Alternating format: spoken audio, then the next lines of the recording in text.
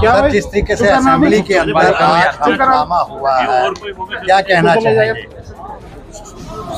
जी sir. हाँ, क्या बोल रहे हैं, दोबारा बोले। बहत्तर घंटे की स्ट्राइक रखी है, पुलिस लाठियां बरसाई, आज बीजेपी ने वॉकआउट भी किया, क्या कहेंगे? देखिए, ये बदकिस्मती है।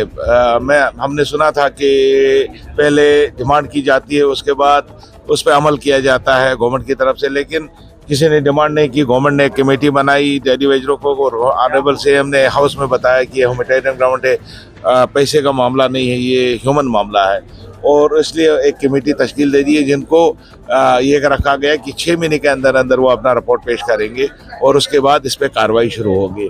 और उसके बाद हड़ताल करना, धरना लगाना, ये कोई तुक नहीं बनता है।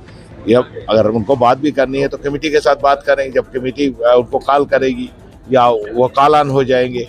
लेकिन ये करना कि अब खामखा में जुलूस जलसा करना या किसी के बहकावे में आना और बेचारे जो डेली वेजर है जो ऑलरेडी पिसे हुए हैं उनको ले जाके लाठियां बरसवाना, ये कोई तुक नहीं बनता है।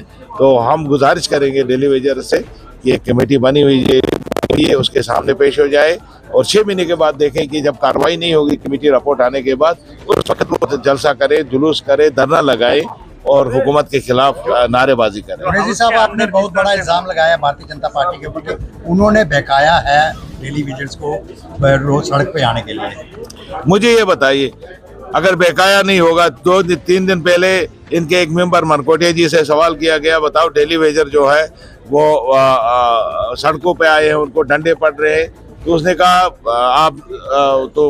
आपने 10 साल इनको रेगुलराइज क्यों नहीं किया? आपकी हुकूमत थी। मनकोटिया जी से जब ये सवाल किया गया तो उसने वापस उठ के बोला ये नेशनल कॉन्फ्रेंस ने लगाए थे इसलिए हमने नहीं किया। तो आज हाउस में ड्रामा करने की क्या जरूरत है? हाउस में ड्रामा नहीं करना चाहिए। जब आपने ये बोला, जब आपसे सवाल किया रेगुलराइजेशन के बारे में, तो आपने कहा ये नेशनल कॉन्फ्रेंस के लगे हुए हैं और उनको ये रेगुलराइज करना चाहिए। तो आज हाउस में आके नाराबाजी करना और वक्त ज़ाया करना हाउस का, लोगों के जहां मसाइल उठाने थे वो नहीं उठे, तो ये कोई तुक नहीं बनता है। बेग साहब, जिस तरीके से आज भारतीय जनता पार्टी के एमएलए द्वारा हंगामा किया गया, क्या कहना चाहेंगे?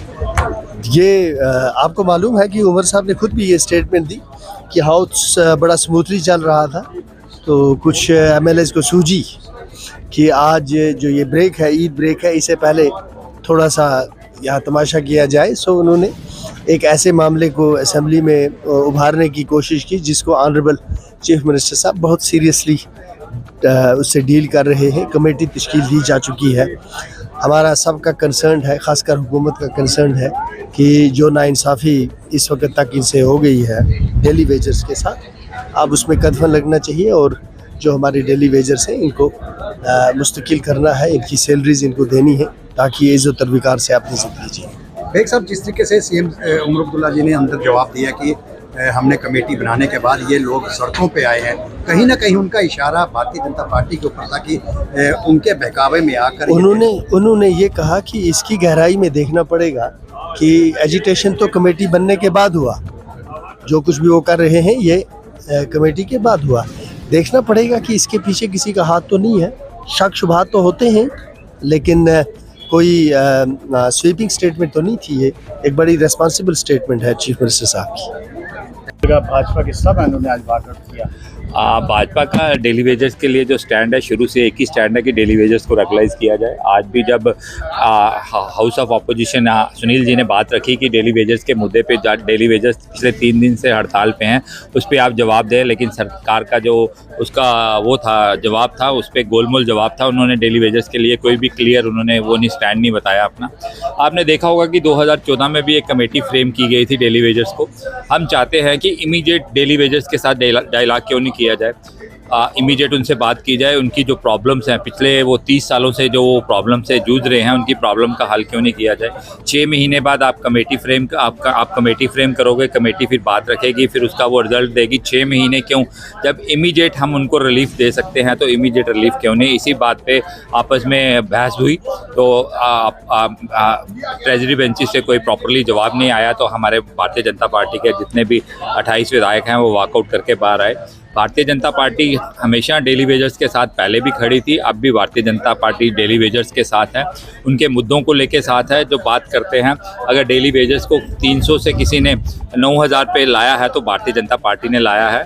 ठीक है, उनकी प्रॉब्लम्स कुछ ज़्यादा हैं, काफ़ी हैं, कुछ लोग उसमें रिटायर भी हो गए हैं, उनकी एज फैक्टर भी है, लेकिन हमें उनकी चिंता करनी चाहिए कि काफ़ी बड़ा एक तो तबका है जम्मू कश्मीर का है, जम्मू से भी लोग हैं, वहाँ से भी हैं। इन्होंने अपनी ज़रूरतों के लिए लोगों को एम्प्लॉयमेंट दे के डेली वेजर लगा के अपने यूज़ करके उनके बारे में बाद में कभी किसी ने सोचा नहीं।